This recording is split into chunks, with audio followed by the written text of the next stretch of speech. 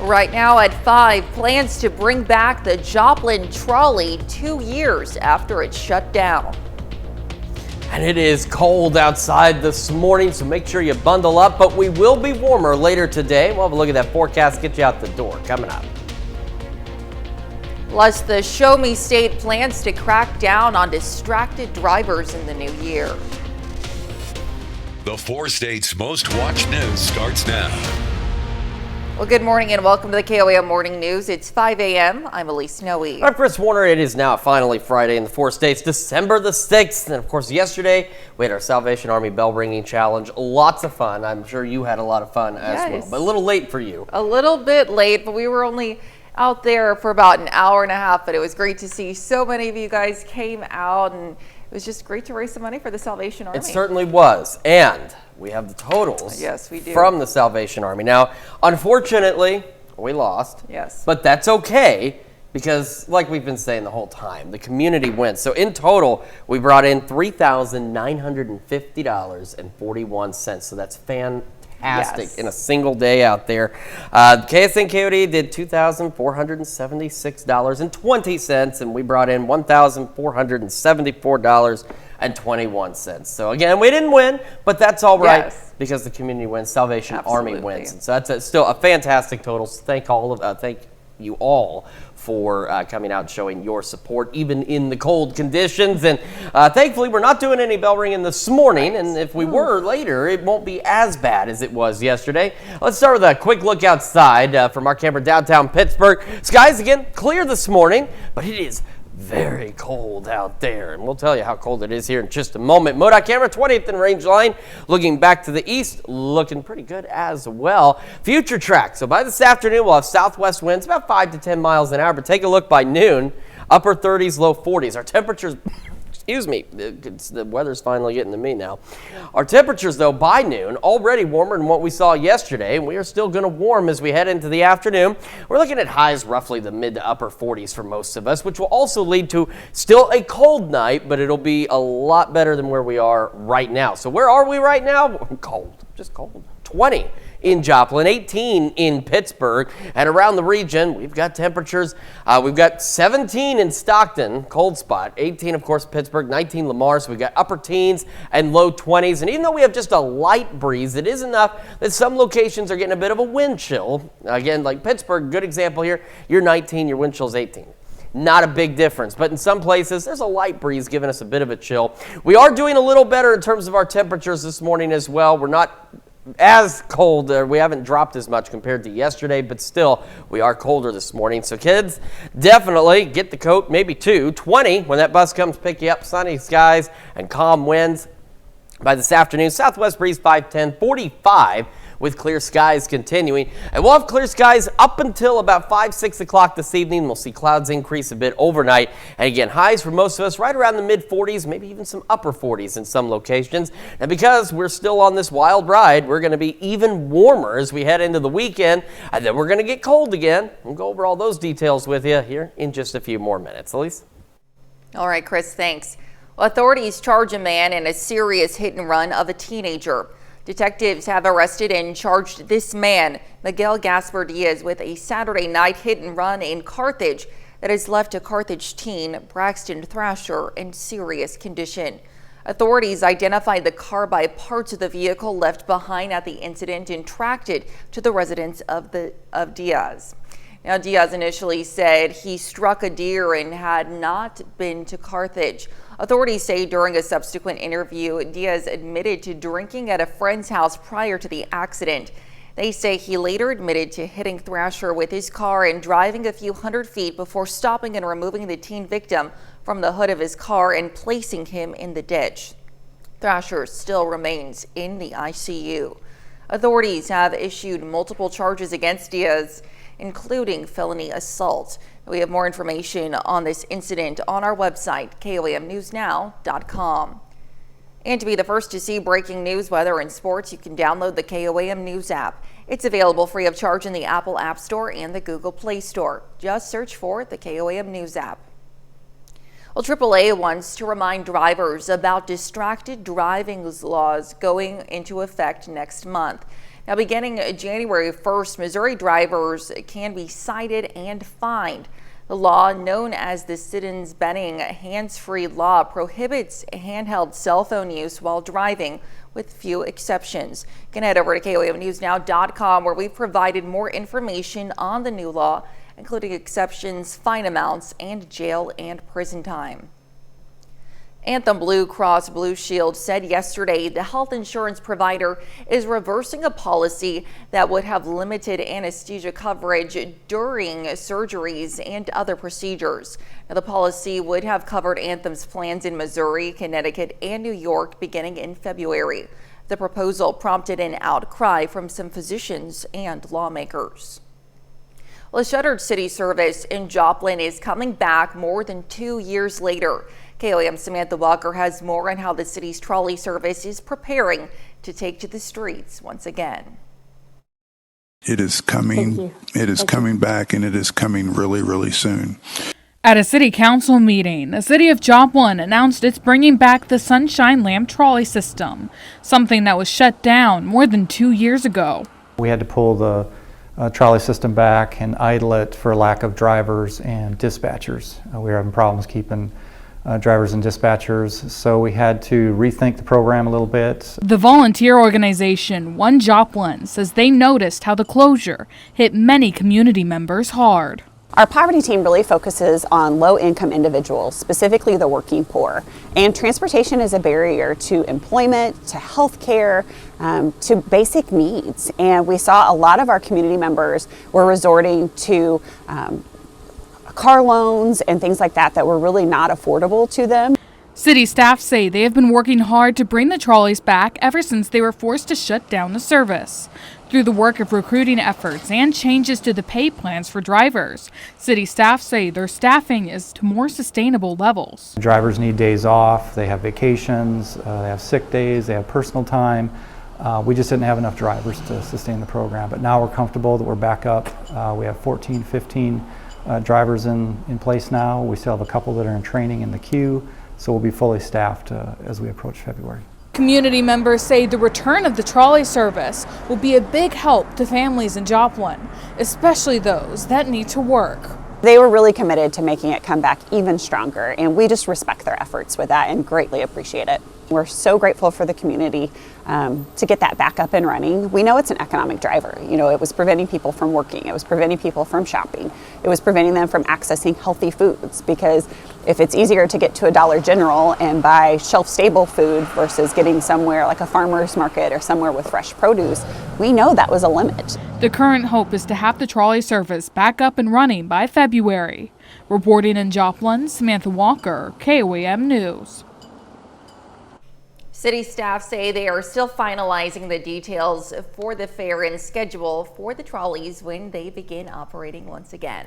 And that's a look at this morning's top stories and weather in our first 7 minutes, coming up on the KOAM Morning News. Nevada girls basketball faces Springdale in the championship game of the CJ Classic. We'll have those details. Plus, Amazon has successfully tested a drone for their new Prime Air service overseas. And we have a cool and sunny day today. We'll have what to expect with Chris Warner in the Skywatch Weather Center. You're watching the KOAM Morning News. We'll be right back.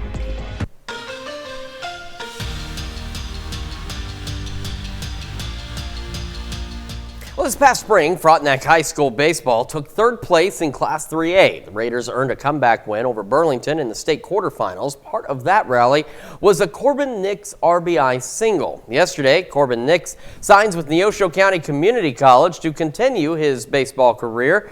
He was a first-team All-State designated hitter as a junior, according to Sports in Kansas. The future Panther still has his senior season ahead of him, but is very grateful to all those who helped him get to this point. They're everything. There's no way I'm here right now without them. I played on a lot of teams that were not close to home, that we traveled like crazy for, just for practices in the middle of the week, and they did it just for the love of me. I went over there on my visit, and I really liked the coaches over there, enjoyed being around them, talking with them, and they let me in the dugout to hang out with them for a scrimmage. And I was able to bond with some of the players, and I had previously played with some of the players at Neosho. was the fourth and final day of the CJ Classic Girls Basketball Tournament. The Lady Tigers of Nevada play in the first place game last night. Their opponent, Springdale, one of the top teams in Northwest Arkansas. Before we get to that one, though, we're going to start with the third place game between Carl Junction and McDonald County. This one was all Mustangs. They take it 65-45 and improve to 3-1 on the young season. Now to the championship game. Nevada looks to take home first place as they face the talented Springdale Bulldogs. First quarter, Lucy Swearingen is on the fast break and passes to her teammate Addison McEnroy for the easy 2 points. A little later in the first, Swearingen is on the move again, and this time she takes it herself and gets the floater to go down. Nevada trailed by 11 in the first quarter. We go to the second quarter. Springdale's Carolinda Hudson fires from three-point range, and she connects. Bulldogs start to expand their lead. Still in the second quarter, Lucy Swearingen goes back to work, and she gets the bucket to count plus the foul. But Springdale would take over in the second half. Kaya McCoy passes to Kiara Owens in transition. She knocks down the three-pointer from the wing. Then Allie Vaughn steps back to drain another three. Springdale wins the CJ Classic for the second year in a row. Bulldogs got on to beat the Nevada Tigers 61-39. The NFL announces all 32 nominees for the Walter Payton Man of the Year Award. Each NFL team has one player get represented. The Chiefs nominate Travis Kelce. The award is given for excellence off the field regarding an NFL player's charity work. The winner of the award gets a $250,000 donation to the charity of their choice. 5 different Chiefs players have previously won this award. The most recent winner from Kansas City was offensive lineman Brian Waters in 2009. Still to come, researchers suggest dark chocolate may help ward off type 2 diabetes. Plus, it's going to warm up again. It's going to get cold again. We'll talk about this wild ride when the KOAM Morning News returns. Welcome back to the KOAM Morning News. Just turned 5:17 now. On this finally Friday in the 4 states, we have made it through, at least from the news side of things here. It's been a long, busy week. It's been a good week. We've got a lot of exciting things this week. But boy, it's just days of things to do, and you get tired after a while. You know, it just happens.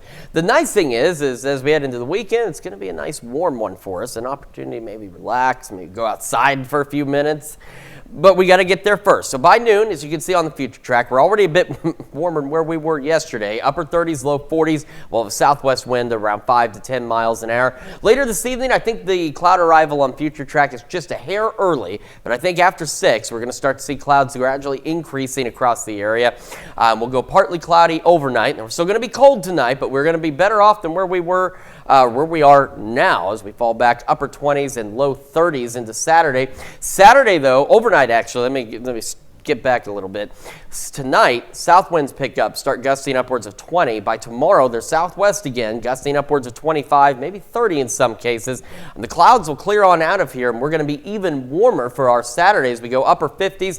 Our southern counties could even make some low 60s here and there for our Saturday afternoon. And we go into Sunday, clouds will increase. We're going to have isolated shower chances as we go into Sunday. Also, take a look, Sunday morning already starting in the low 40s, so another warmer start. But if you watch between noon and 5, you'll see just random little showers. And there's not much out there, but we may have a stray shower or two on Sunday. Otherwise, dry, warm, still could be breezy, south winds, and by late evening Sunday and into early Monday morning, those clouds will make their exit out of here yet again. All right, 20 in Joplin right now, and east-southeast breeze, it's only 5. It's a light and variable wind, but it does make it feel like it's 13 degrees, and that's the situation we've got. Our temperatures already quite cold. We have some upper teens and low 20s across the area. And then even with a light and variable breeze, it's just enough to knock wind chills back into the teens for a number of locations this morning. So we do have that cold start, but thanks to that southwest wind that starts to pick up by late morning, we start to see temperatures increasing. So low 20s by 8 and upper 30s by 11 o'clock this morning. That is ahead of our highs today. Mid 40s, maybe even some upper 40s here and there, and of course maybe some low 40s. Winds will be southwest 5 to 10. We'll have those clear skies, and again later this evening, clouds begin to increase. We'll go partly cloudy overnight. Temperatures slow down with that drop as those south winds start to ramp up, gusting to 20. And again, we'll be back into the low 30s for most of us, but some upper 20s will be possible out there as well. And this wild ride of temperatures we're on will continue. So again, we're warmer into the weekend, upper 50s out there, cloudy on Monday. And then Monday, still looking at that same boundary coming through with another 30-degree drop in temperatures almost out there. We go into Tuesday, maybe a few morning showers. We'll keep an eye on it because it could be pretty cold if it's raining in the mornings. We'll see what happens, but we're not expecting anything significant from those showers. Cold again, though, Tuesday, Wednesday, slightly warmer Thursday, and then we're back into the upper 50s, maybe even low 60s by next weekend with a few additional rain chances. That's Check Your Forecast. We're back with Health Watch right after this. Topping Health Watch this morning. Life expectancy in the United States could stall over the next few decades. Researchers say U.S. life expectancy is forecasted to increase from 78.3 years in 2022 to 80.4 years in 2050. Now that's from the University of Washington's Institute for Health Metrics and Evaluation. According to models, U.S. life expectancy in 2050 will lag behind most other high-income nations and some middle-income nations. Notably, the gender gap could be shrinking, with life expectancy for American women predicted to improve less than men. Now, the slight increase in forecasted U.S. life expectancy is driven by a predicted decline in mortality related to leading causes of death, things like heart disease, stroke, and diabetes. Well, soccer players who use their heads to control the ball could face a greater risk of brain injuries. Researchers compared MRI brain scans of 352 amateur male and female soccer athletes to 77 non-collision athletes like runners between the ages of 18 and 53. Results showed players who engaged in a lot of soccer headers showed abnormalities on the brain's surface white matter, which is known to be linked to concussion-linked conditions such as CTE. Now, the study noted most of the participants were never diagnosed with a concussion or other traumatic brain injury, leading to the possibility that more subtle kinds of head hits might still be damaging the brain. Researchers said the results suggest that abnormalities in white matter could lead to worse cognitive performance. Well, dark chocolate may lower your risk of type 2 diabetes. Researchers found people who ate at least 5 servings of dark chocolate a week had a 21% lower risk of developing the blood sugar disease. And the more dark chocolate they ate, the risk lowered even more. The team analyzed health and diet data for about 192,000 health professionals taking part in 2 long-term research projects. Their findings showed people who consumed at least 5 ounces of any type of chocolate each week had a 10% lower risk of type 2 diabetes, but dark chocolate had the most significant effect in lowering the risk. Findings appear in BMJ, the British Medical Journal. Well, keeping your holiday happy and healthy this season. Whether cooking, decorating, or toy buying, safety experts are reminding families to take precautions to keep safe from holiday-related hazards. Reporter Michael Yoshida brings us more. Decorating mishaps can ruin your Christmas vacation.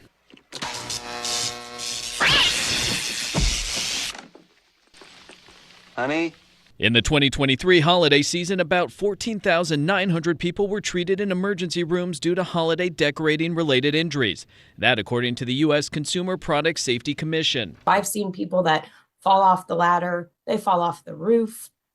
Even when they're just trying to be careful climbing down, they just slip because they're wearing the wrong shoes and end up having to spend the holidays in the hospital with serious injuries. So whether reaching for the top of the tree or stringing lights, Dr. Carol Parsons, an emergency medicine physician for Cleveland Clinic, offers this advice when decking the halls. Make sure both legs of the ladder are firmly planted.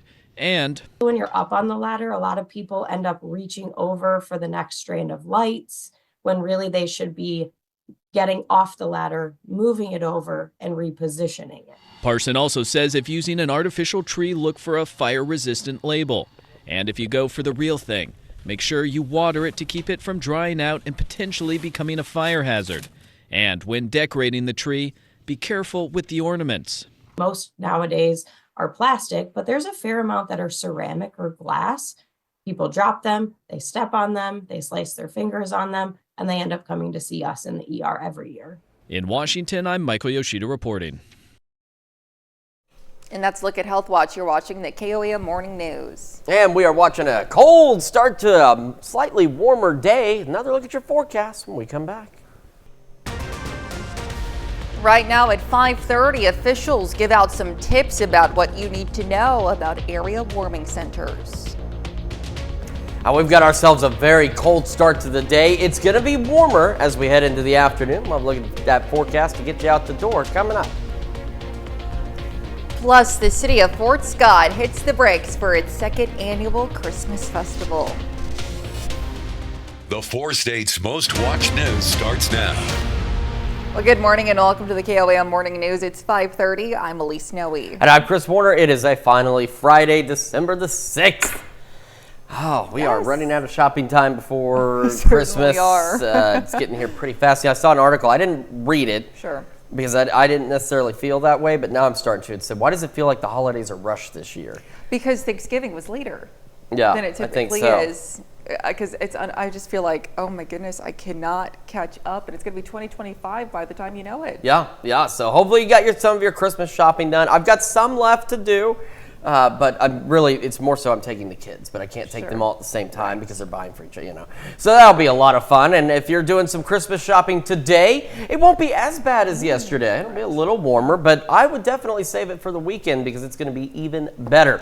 Let's get you out the door for your Friday with a look outside from our camera downtown Pittsburgh. We're looking pretty good. Again, the skies are clear this morning. MoDOT camera at 20th and Rangeline. Looking back to the east, also looking good as we get this day started. And it will again be a little warmer later today. We're going to have a southwest wind about 5 to 10, and that's going to bring in slightly warmer air for us. So we're talking already upper 30s, low 40s by noon today. I think the future track's a little early on the clouds. We are expecting partly cloudy skies later this evening and overnight, but I think it's going to be a little closer to 6, 7 o'clock before clouds start rolling into the area.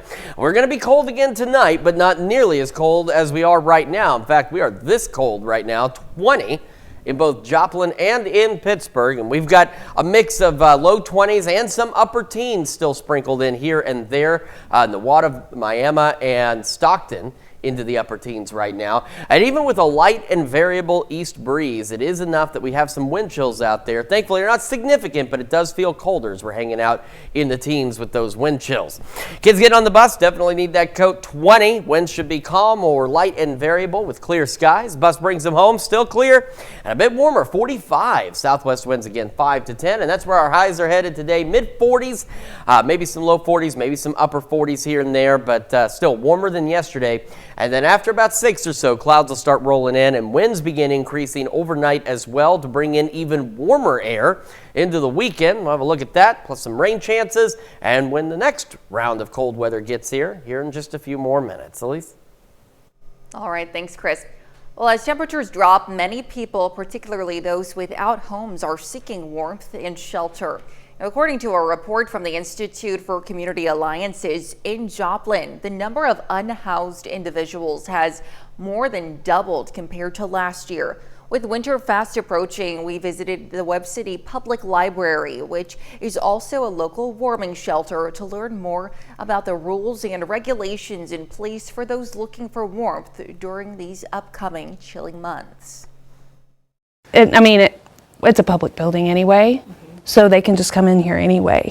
As long as we're open, they can come in here and spend the day reading or whatever. We've got puzzles out and coloring sheets, and if it's real cold, the boss will get out the coffee pot and have coffee going. And the library provides vending and water fountains in the building for those who need them. They just ask people to continue to follow all rules given by the staff.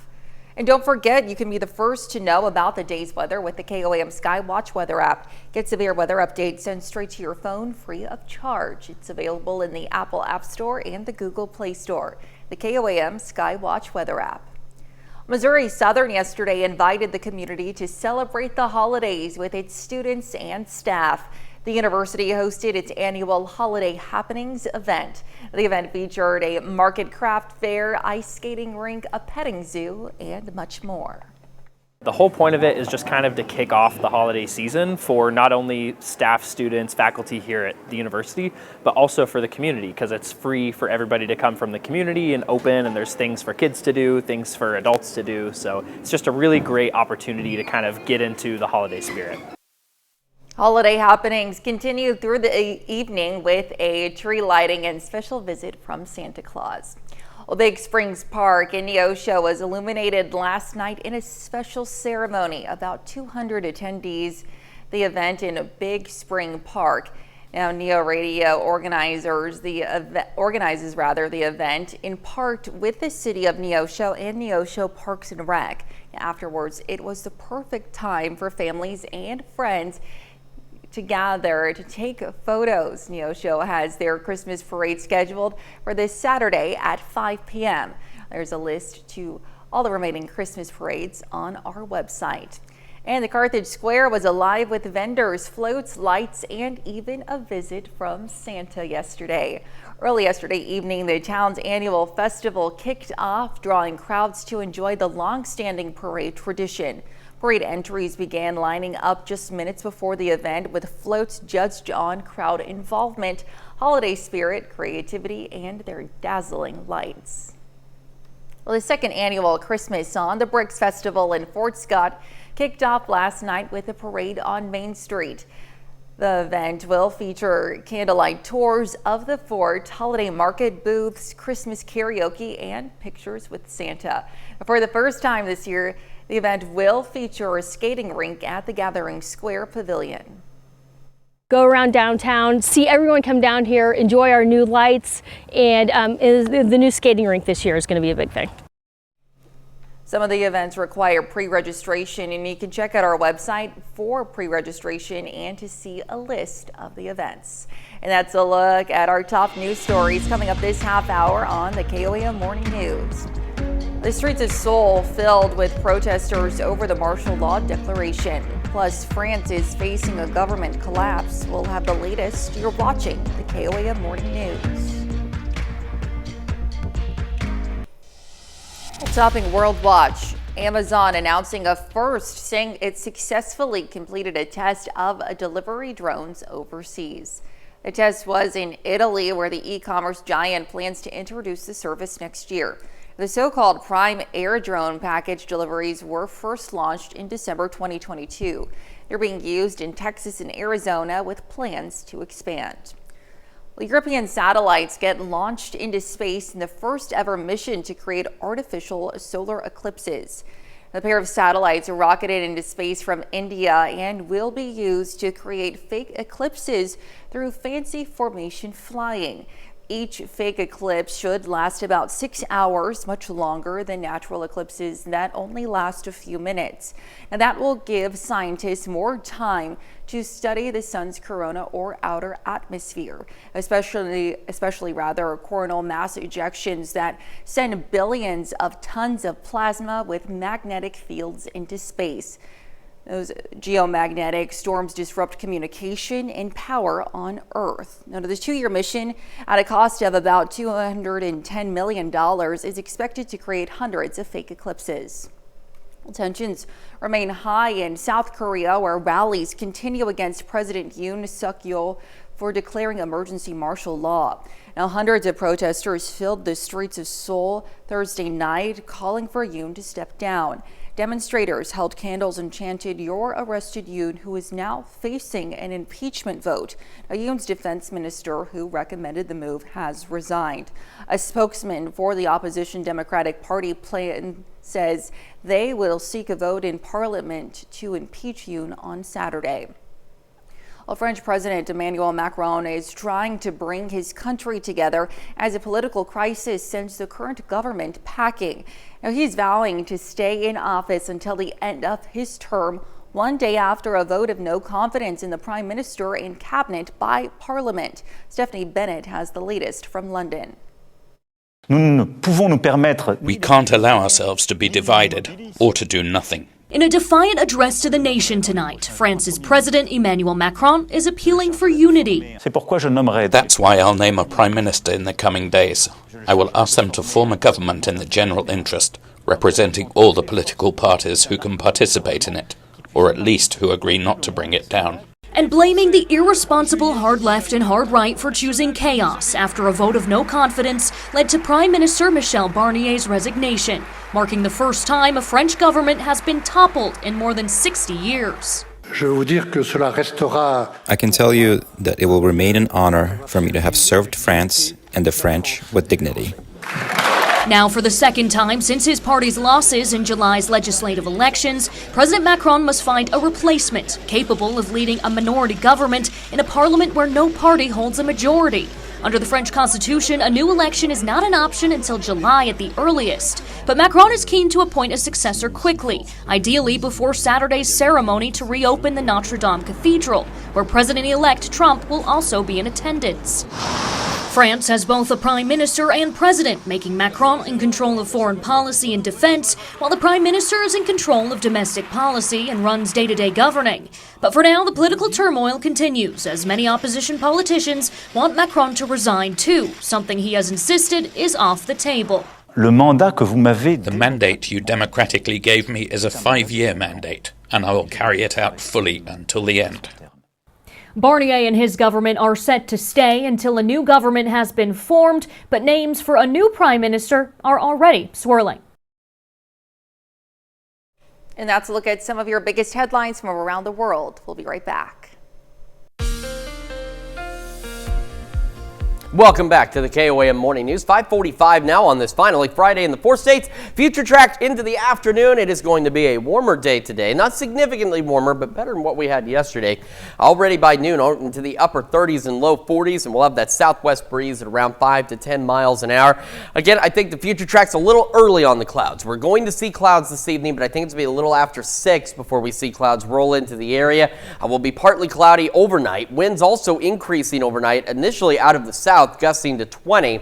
And then as we head into Saturday, skies will begin to clear again and winds will shift back out of the southwest, and they'll be gusting upwards of about 25, maybe even 30 miles an hour in some cases. But those gusty winds bringing in even warmer air. We're another 10 degrees warmer as we head into Saturday by noon. As you can see, we've got low 50s out there. And then we're looking at mid-upper 50s, maybe even a couple of low 60s here and there by Saturday afternoon.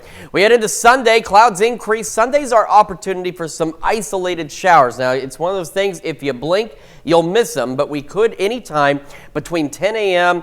and say 5, 6 p.m. could see a stray shower or two. Not looking at anything too wild or too widespread. I know we need some rain, but these are not really the best chances as we head into Sunday.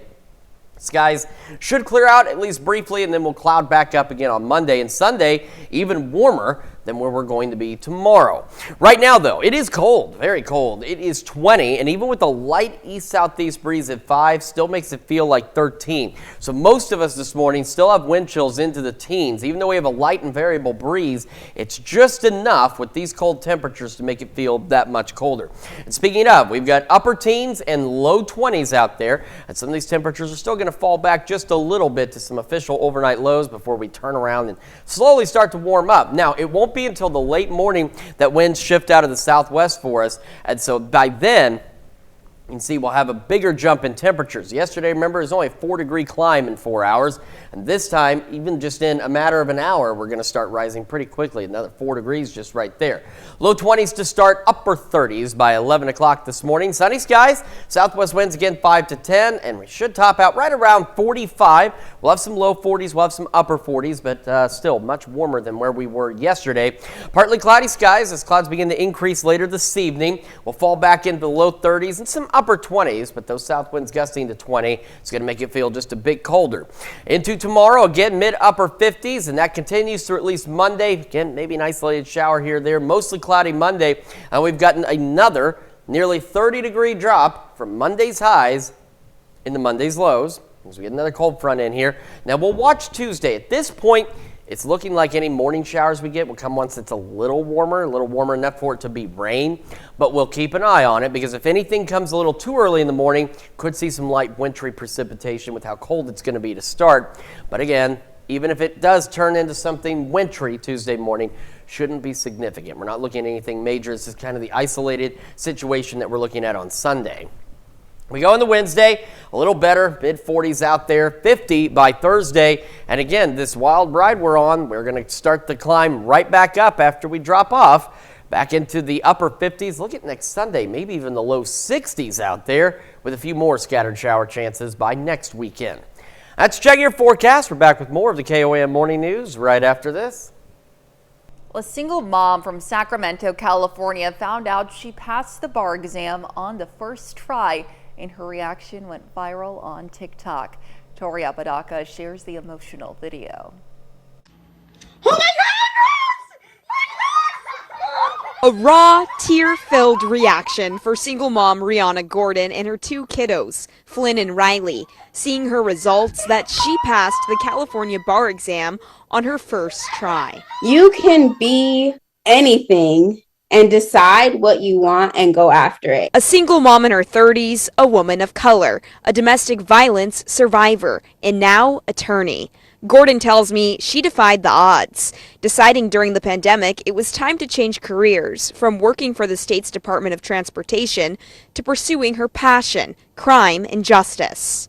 People will gladly tell you no. Don't tell yourself no first. After studying, taking the LSAT, and applying to schools, Gordon got her first acceptance, UC Law, San Francisco, thinking she may have to uproot her family's lives. Then she got the acceptance from UC Davis. I was able to stay in my home. I was able to keep the kids in their sports and in their schools. And, you know, we have a life established locally. But as she expected, the next 3 years weren't easy. And so it made me have to ask for help. And it's okay. There's no shame in that. Having to ask loved ones for help taking care of her kiddos, while also documenting her days in a life in law school on TikTok. There were 260 of us who graduated, and I was the only one who was a single parent.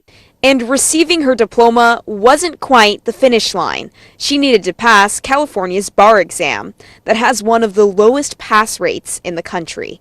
Oh my God! So getting to experience this moment with her kids who saw the sacrifices she made. People are like, oh, look how happy they are. I'm like, that emotion was relief. And now the world. What I've instilled in my kids, whether I meant to or not, is that you work hard and it pays off. It's something special she hopes inspires others to chase their dreams too. It's not a question of if, it's I'm going to do this. Now, how do I figure out how to get it done?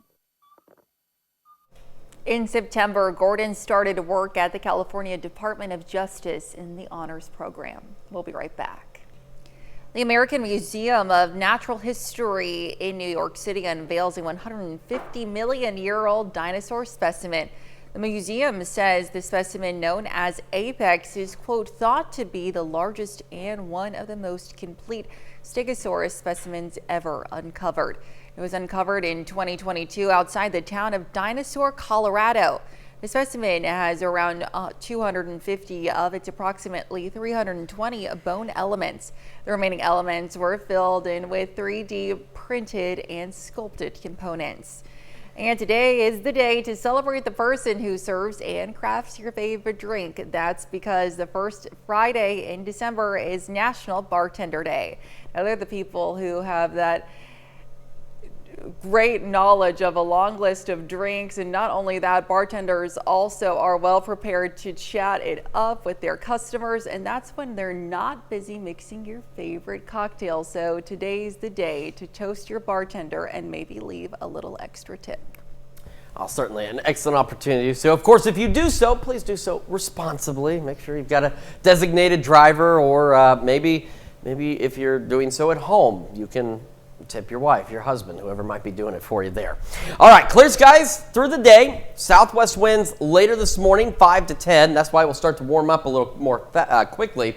Low 20s, Upper 30s by 11 a.m. Highs today right around the mid 40s. We'll have a mix of low, mid, and upper 40s out there, and a sunny skies. It'll just be an absolutely decent day. Could be a little warmer, which don't worry, it will be, as the trend has been the last going on 5 weeks now. Clouds begin to increase later this evening. Partly cloudy overnight. South winds also increasing, gusting to 20. We'll fall back low 30s, maybe some upper 20s. Tomorrow we will be a little warmer as we go upper 50s. That continues through at least Monday, maybe a stray shower or two on Sunday. But Monday, that 30-degree drop still there. It's going to get pretty darn cold again. A couple of morning showers Tuesday. Even if it's still cold in the morning when it rains, not expecting anything significant from any of that. I will warm back up heading into the end of next week. Let's check your forecast. We're back with more right after this.